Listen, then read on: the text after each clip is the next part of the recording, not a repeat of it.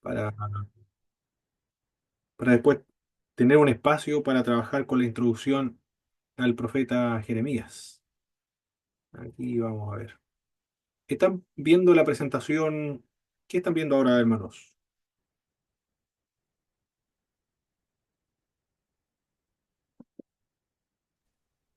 La ¿En pantalla? presentación suya, hermano Pablo, Dios Sí. consuela a su pueblo. Perfecto, muy bien. Es lo mismo que estoy viendo yo entonces. Aquí vamos a dar en rápido, porque quiero dejar algún espacio para la introducción al profeta Jeremías. Mm. El, Profesor, ¿esta clase cuál sería? es la misma, la 7 y después la 8 comenzamos con la siguiente, para terminar esta clase. Bien, el siervo de Jehová. Las características del siervo de Jehová: es escogido, produce contentamiento en Dios, es poseedor del Espíritu de Dios, traerá justicia a todas las naciones, no discutirá ni gritará, ni se hará oír su voz en las calles, como quien llama a una revuelta, a una revolución armada, como lo hacen los revolucionarios sociales y políticos y militares. No quebrará la caña maltratada, ni apagará la llama vacilante. Se encargará de que se haga plena justicia a las víctimas de las injusticias. Traerá justicia a toda la tierra. La misión de este siervo, que el primer cántico del siervo: abrir los ojos de los ciegos y liberar. Verso 7. Acá se está hablando y se aplica a Jesucristo, por supuesto. Los judíos están entendiendo como refiriéndose al pueblo de Israel. Como es una constante en los capítulos del 40 al 66, Jehová es el salvador de su pueblo.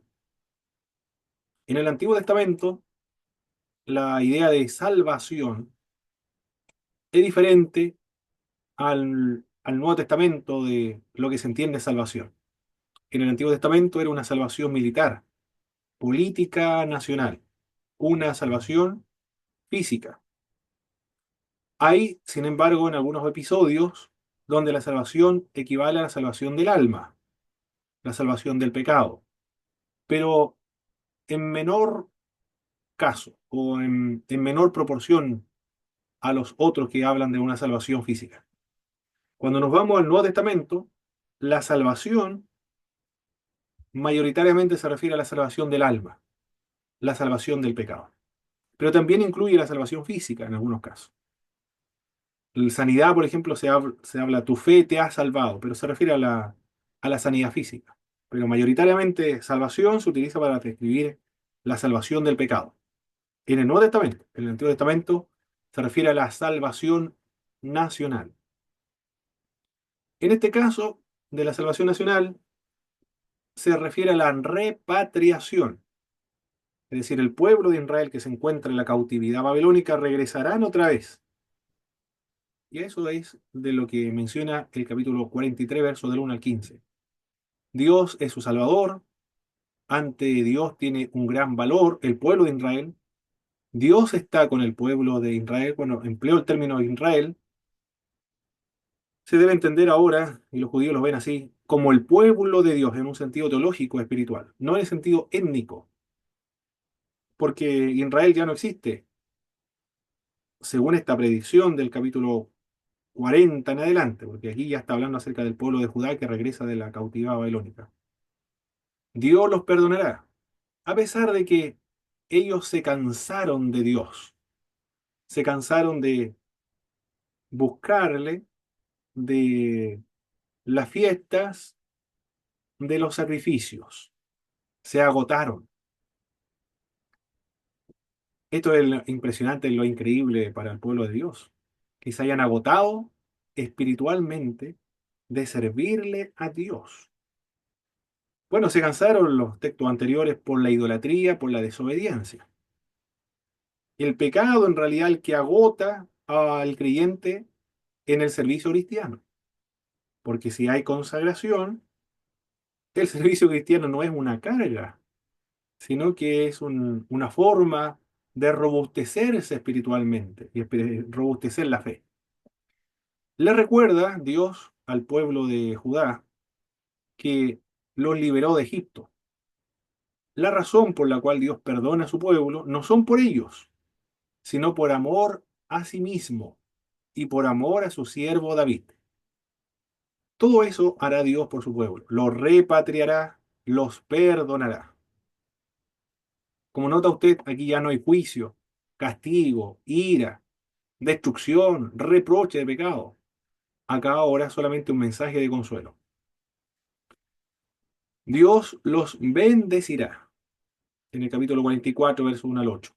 Los va a redimir, otra vez emplea el término de la redención, liberar a un esclavo mediante el pago de un precio. Los salvará, está hablando de lo mismo, de la restauración. Los restaurará, y aparece el segundo cántico del siervo. En este segundo cántico del siervo, del capítulo 49, verso del 1 al 7, describe la misión y el éxito espiritual del siervo. La misión del siervo es hacer que Israel se vuelva a Dios. El siervo es descrito como alguien a quien las naciones menosprecian. La salvación que trae el siervo es de carácter universal. Todas las naciones de la tierra serán salvas, o conocerán a Dios, o experimentarán la salvación. Bueno, se está utilizando en un sentido eh, hiperbólico, no, en el sentido de que todos los que crean, de todas partes del mundo, obviamente, disfrutarán esa salvación, pero no por el simple hecho de la obra de Cristo todos van a ser salvos, tienen que hacer algo. En el Nuevo Testamento se nos dice que deben hacer algo, creer y arrepentirse. La causa y la recompensa del siervo están con su pueblo. Aquí tenemos el segundo cántico del siervo. Quiera Dios por su pueblo, lo restaurará. Y nos encontramos con el tercer cántico del siervo. Dio su cuerpo a los heridores, puso su rostro como un pedernal. ¿A qué se refiere un pedernal? ¿Quién entiende lo que es un pedernal, mis hermanos?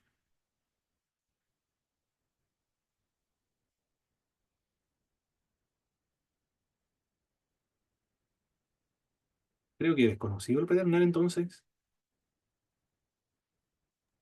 ¿Es como una piedra o no? Muy bien. Es una piedra para sacarle filo a los cuchillos. Es meril, que le llaman en otras partes.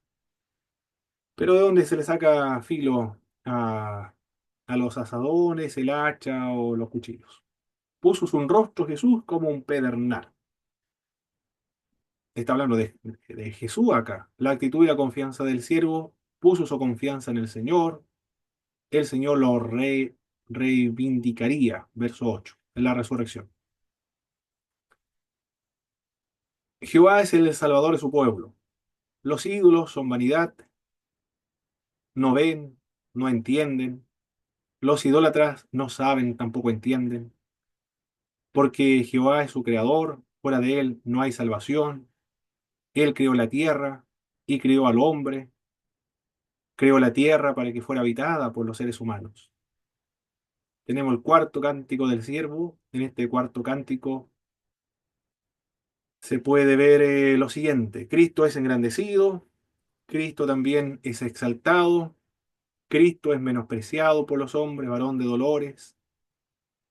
Cristo guardó silencio frente a los verdugos como un cordero que es llevado al matadero, pero Cristo verá la recompensa de su sufrimiento. Y los aspectos de la obra de este siervo es una obra de sanidad, porque Él llevó nuestras enfermedades en la cruz. Esta enfermedad se refiere a una enfermedad espiritual, pero Mateo en el capítulo 8, verso 16, verso 17, cuando se efectúa una sanidad física, aplica este mismo pasaje del profeta Isaías a una sanidad o a una enfermedad física que el Cristo lo llevó y por eso precisamente se produce la sanidad física. Por lo tanto, cuando dice que Él llevó nuestras enfermedades, no solamente se refiere a la enfermedad del pecado, sino se refiere a las enfermedades físicas, por eso que sigue sanando a los enfermos, cuando se ora y cuando es la voluntad de Dios, por supuesto. Es una obra de sustitución, llevó y cargó en él el pecado de todos nosotros. Los resultados del sufrimiento del siervo serán la expiación y la justificará a muchos. El siervo, los israelitas lo entienden como refiriéndose al pueblo de Israel. Los creyentes, estos cuatro cánticos del siervo, lo entendemos y vemos a Jesucristo, porque esta obra de sustitución, de expiación, de justificación, de una reconciliación con el Padre, de una sanidad espiritual y física, de los sufrimientos, en el Nuevo Testamento lo aplica a Jesús de Nazaret. Si no, no tendríamos Nuevo Testamento, no sabríamos a quién se refiere. El Nuevo Testamento dice esto se refiere a Jesucristo, el Hijo de Dios. Perfecto, mis estimados hermanos. Lo que resta se lo voy a enviar a sus correos porque ahora tenemos que ver la otra presentación. Voy a ver si puedo compartirlo aquí. Tengo que salir de pantalla completa porque tenemos que ver un poco de la introducción al profeta Jeremías. Pero del 40 al 66, solo consuelo, prosperidad, bendición, rescate, liberación y todas las bendiciones habidas y por haber a favor del pueblo de Israel. Mientras que el capítulo 1 al 39, solo juicio y, y maldición y castigo e ira. Pero después cambia notablemente el tono de las predicciones del profeta Isaías. Antes de pasar con Jeremías, por favor, mis estimados hermanos, algún comentario, alguna lección espiritual, aplicación práctica del profeta Isaías. Profesor, yo le tenía una consulta con respecto a Isaías 53. ¿Cómo podemos demostrar nosotros como cristianos que ese texto se refiere a Cristo, a Jesús, ¿no es cierto? Y no al pueblo de Israel, así como lo creen los judíos. El- Sin considerar el Nuevo Testamento, dice usted, solamente utilizando y Eh, dependiendo del Antiguo Testamento, claro, pues. O sea, consideremos que le estamos hablando a un judío. Los judíos no que creen en el no, Nuevo Testamento. que no tiene el Nuevo Testamento. Sería muy complicado, hermano Boris, muy complicado, porque si Jesús no convenció a los judíos, los fariseos lo entregaron a la muerte, es muy difícil que lo hagamos nosotros. Mm. El siervo no es mayor que su Señor, porque esto tiene que tener una iluminación. El Nuevo Testamento ilumina el Antiguo Testamento, lo aplica a Jesús de Nazaret. Un judío, la única manera en que pueda ver a Jesús allí, en el 53, y pueda ver a Jesús en toda la Biblia, la única forma es que se convierta en cristiano. Si no se convierte en cristiano, no hay manera alguna de que vea a Jesús ahí. No lo va a ver. Está ciego. Un ciego no puede ver. Si el judío no se convierte, no va a ver a Jesús jamás, nunca. Eso es lo que creo personalmente, hermano Boris. No sé si estará de acuerdo o no. Sí, claro, pero por ejemplo, ya utilizando el Nuevo Testamento,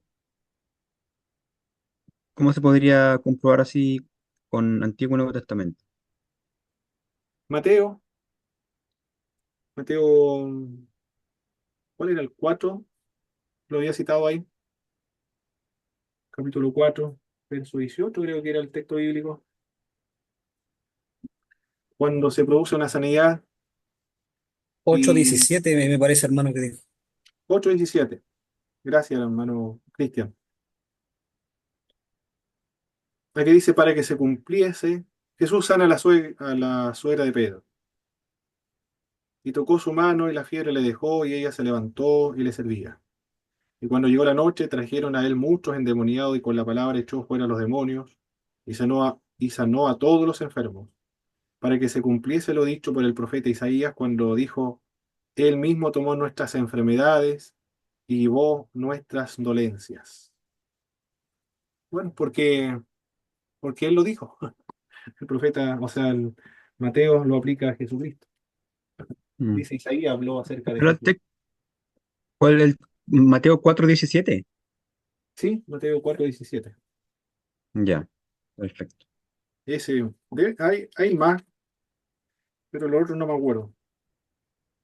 Pero ese es un pasaje. Perdón,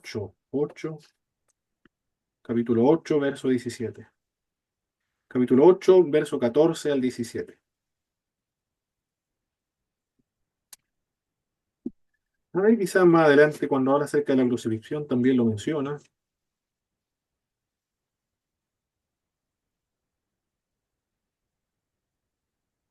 A ver, aquí voy a ver.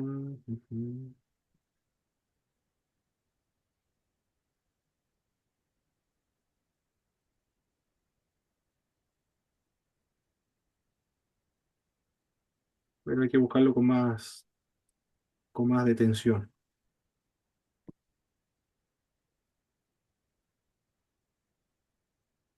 Pero vamos a buscar con más detención otro, más pasaje bíblico, hermano Boris, Sí, que sí, aplican no, Isaías el Nuevo Testamento lo aplica a Jesucristo, de Isaías 53.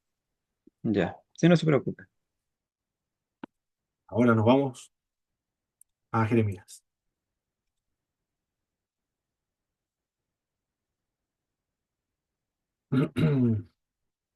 Yo me acuerdo, ahora que mencioné a Jeremías,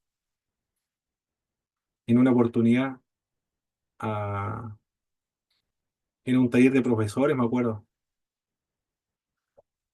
estábamos a la hora del almuerzo y, y un pastor que era muy, muy chistoso, muy gracioso. Le dijeron que él pedía la oración por los alimentos. Y antes de que terminara, un pastor ya se estaba riendo porque yo me dije, ¿por qué se estará riendo? Y terminó la oración y como dijo Isaías, ¿verdad? Fue Isaías. Y como dijo Isaías, eso nomás sería, dijo. La forma de terminar, todos nos reíamos, ¿no? Pero le salió muy, muy gracioso la oración. Y como dijo Isaías, eso nomás sería. Bueno, volví aquí a Isaías, ¿no? Si tengo que volver, tengo que ir a Jeremías. Salir de pantalla completa. ¿Por qué me fui allá? Si era la... Ah, ya. Está bien, está bien. Está bien eso ahí.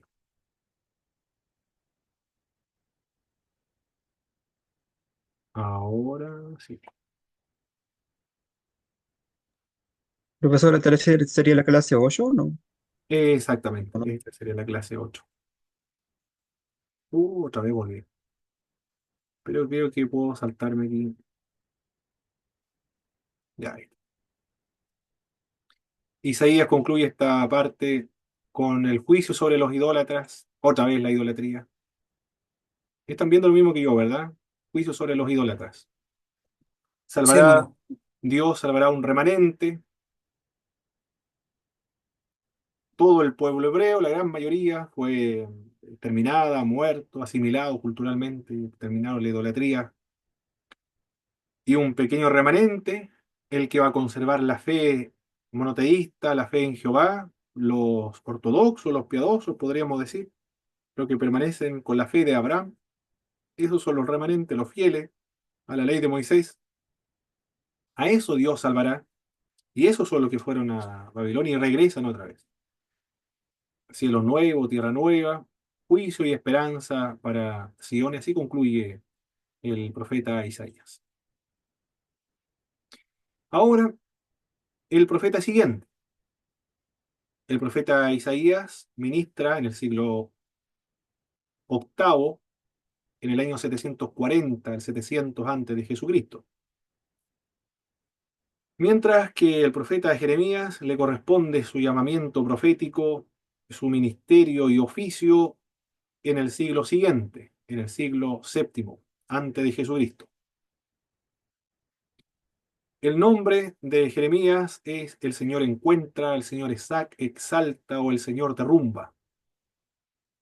Siendo muy joven, dedicó su vida célibe al servicio de Dios. No se va a casar, no va a tener familia, porque sabe las tragedias que le vienen y sobrevienen sobre el pueblo de Dios. Entonces, no le conviene casarse, porque su esposa se va a convertir en esclava y sus hijos en esclavos, o van a morir en la guerra. Profetizó casi exclusivamente en Jerusalén, durante el reinado de los 5 últimos reyes de Judá. El comienzo de su ministerio fue en el año 626 antes de Jesucristo. 626. El año 13 de Josías. Y su ministerio va a durar del 626 al 580 antes de Jesucristo. Él va a observar, va a ser testigo, protagonista de las predicciones que le va a corresponder anunciar, porque él es llamado el año 626, pero en el año 605 antes de Jesucristo ya el profeta Jeremías va a ver cómo viene Babilonia, Nabucodonosor, ve también en esta misma época comienza el declive del imperio asirio. Él ve, el profeta Jeremías ve la decadencia y cómo declinan su poder los asirios y pierde la guerra en el año 612, cae Nínive, una de las ciudades importantes de los asirios, se entera Jeremías, todo esto lo sabe él, cuando Babilonia gana la guerra en Carquemis, cuando se enfrentan con los egipcios y se precipitan contra Judá y se llevan a una cantidad de personas, a los jóvenes principalmente judíos, que están relacionados con el templo, perdón, sí, con el palacio, con la realeza. Y ahí se va el profeta Daniel. Jeremías ve toda esta escena. Luego, en el 597, viene Nabucodonosor y se lleva a otra cantidad de personas para deponer a un rey. La segunda deportación. Y la última deportación, el año 586, cuando se llevan ya, destruyen el templo, se llevan a la mayoría de la población y destruyen las murallas de Jerusalén, pierden definitivamente la independencia política y Judá se convierte en una provincia de Babilonia. Todo eso lo ve el profeta Jeremías. De las 3 deportaciones, ve la pérdida de la independencia, porque tienen control acá los egipcios y los babilonios se van disputando y van poniendo reyes de acuerdo a su antojo en Jerusalén. Y va a ejercer su ministerio hasta el año 580 antes del Señor Jesucristo aproximadamente. Este hombre, un joven, fue el profeta más perseguido, el más castigado y puesto en prisión. Nació en la villa de Anatot, está ubicada a 5 kilómetros noroeste de Jerusalén. El nombre de su padre era Hilcías y provenía de una familia de sacerdotes. Fue llamado aproximadamente al ministerio cuando tenía 20 años. Aproximadamente, esta es la edad, hermano, no es que sea exactamente los 20 años, pueden ser 21, 25, 27. Aproximadamente nada más. Ministró en el periodo de varios reyes de Judá. Josías, uno de ellos, Joacim, Sedequías. No se mencionan los reinados de Joacás y Joaquín, probablemente por causa de su breve duración. El profeta Jeremías era de alma tierna, hecha para amar, fue enviado para extirpar, para destruir, para reconstruir y para plantar. El profeta Isaías hablaba de, recuerde, capítulo 40 al 66, liberación, perdón, expiación, sustitución, prosperidad, que Dios lo iba a perdonar. Y el profeta Jeremías le correspondió hablar de destrucción, de destruir, de aniquilar, pero con la finalidad de reconstruir y plantar. Le tocó sobre todo predecir desgracias. Le correspondió dar un mensaje muy desagradable. ¿A quién le gusta escuchar desgracias? Los profetas neopentecostales, ¿qué es lo que predicen? Predicen prosperidad, éxito, fama, riquezas, exitismo, van a ser grandes empresarios, casa nueva, ropa nueva, auto nuevo, la mejor ropa, que van a ir al extranjero a comprarse ropa, van a utilizar un Rolls Royce, van a tener un roller en sus manos, cosas maravillosas que deja entusiasmado, extasiado, fascinado a las personas que le están escuchando. Pero si ese mismo profeta del neopentecostalismo profetizara que se arrepientan, que amen al prójimo, que hagan justicia al huérfano, a la viuda, al pobre, al extranjero, que se nieguen a sí mismos, que se crucifiquen a sí mismos, que mueran a sí mismos, que tengan una novedad de vida, que pongan la otra mejilla, que vendan todo de los pobres, eh, que dejen de pecar, que sean obedientes y fieles a Jesucristo, que reproduzcan los frutos del Espíritu, que profundicen la santificación. No, ese profeta va a ser un profeta desagradable. No lo vamos a invitar más. No le vamos a dar ninguna ofrenda para que no tenga más ganas de venir a nuestra iglesia. Al profeta Jeremías, en las iglesias del neopentecostalismo actualmente le iría muy mal, porque él le correspondió dar un mensaje desagradable. Él fue considerado como un conspirador, un sedicioso, un desalentador, uno que bajaba la moral, uno era que acobardaba a los judíos para no luchar contra los babilonios, porque él decía, entréguense a los babilonios, ríndanse a los babilonios, depongan las armas, vayan a Babilonia contentos, siembren, comercien, cásense, construyan sus casas, porque esa es la voluntad de Dios. Y el pueblo lo odiaba por eso, porque no era un hombre que le estaba animando a pelear, a luchar por la independencia política. No era considerado como un patriota, sino como un traidor y un conspirador, como una persona que estaba recibiendo su manutención de parte de los babilonios. Tenía ansia de paz y hubo de estar siempre en lucha contra los suyos. Su propio pueblo lo quiso matar. Conspiraba para darle muerte al profeta Jeremías, profeta joven. Luchó contra los reyes, se enfrentó contra los sacerdotes, contra los falsos profetas. Jeremías decía, así con este yugo van a ser llevados ustedes a Babilonia. Vino otro y quebró el yugo, un falso profeta, quebró el yugo.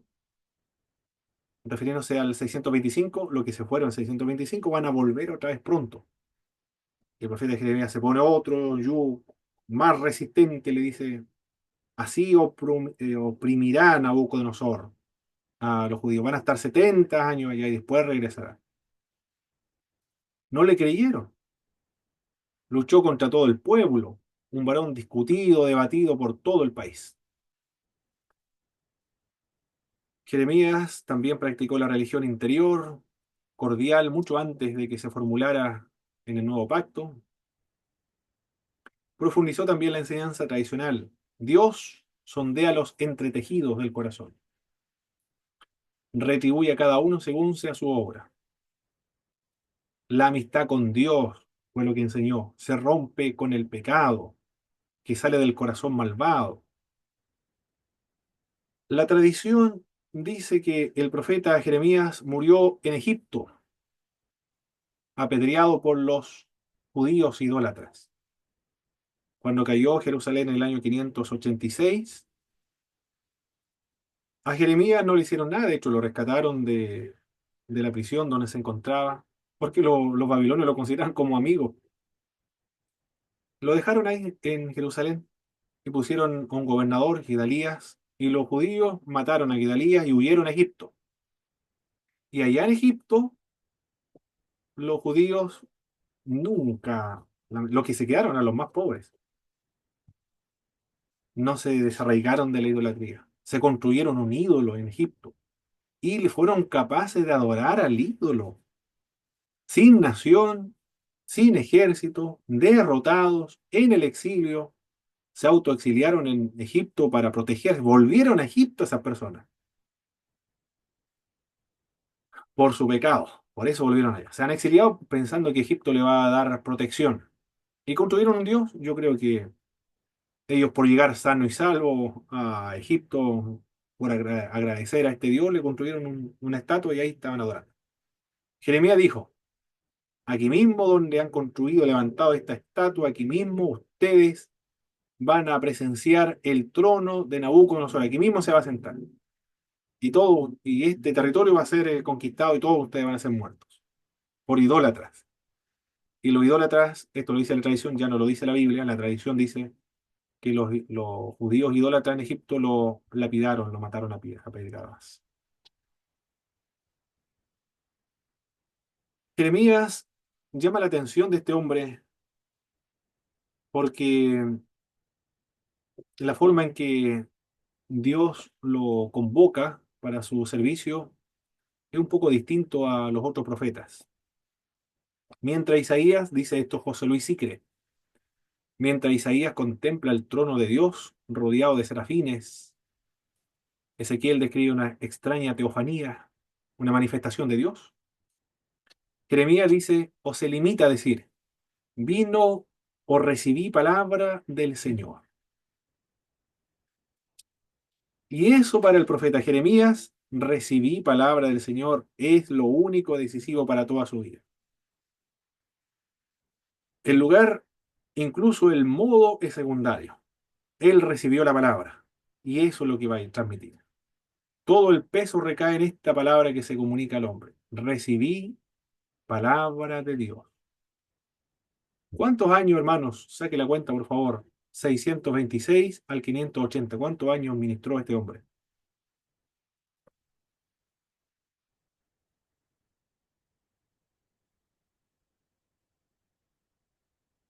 626 al 580. ¿Cuántos años estamos hablando?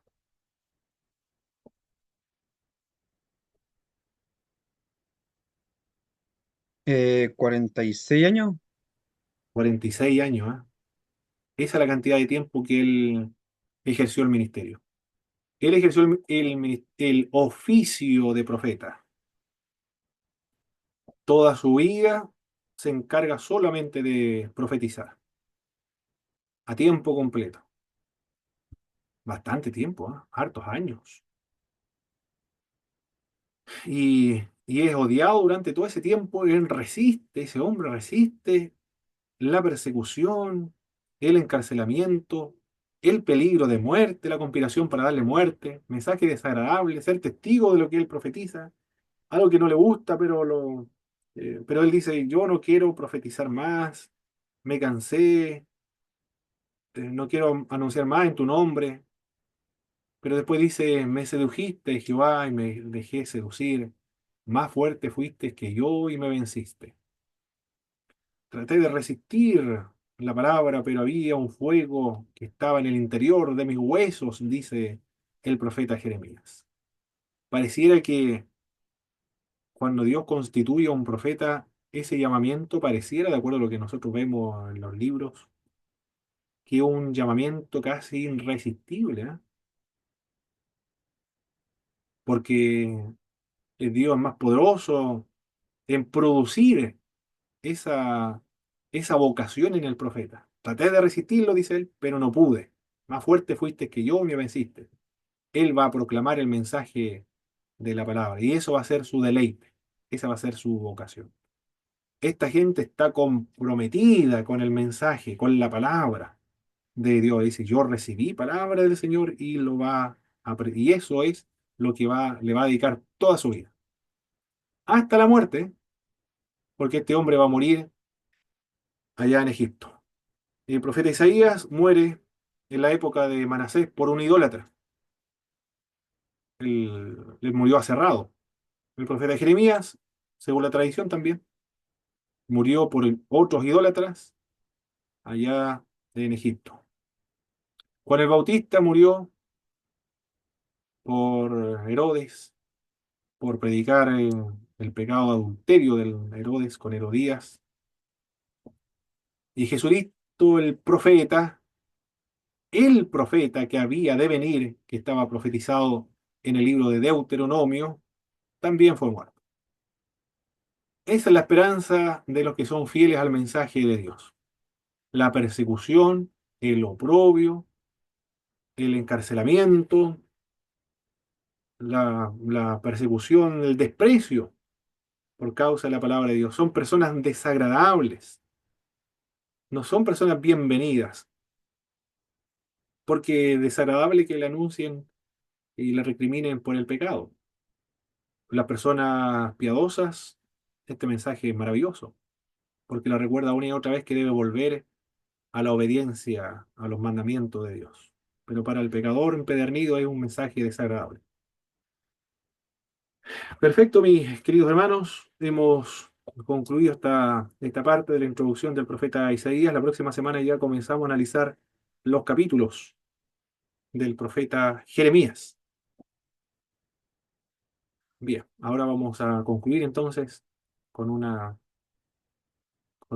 oración a nuestro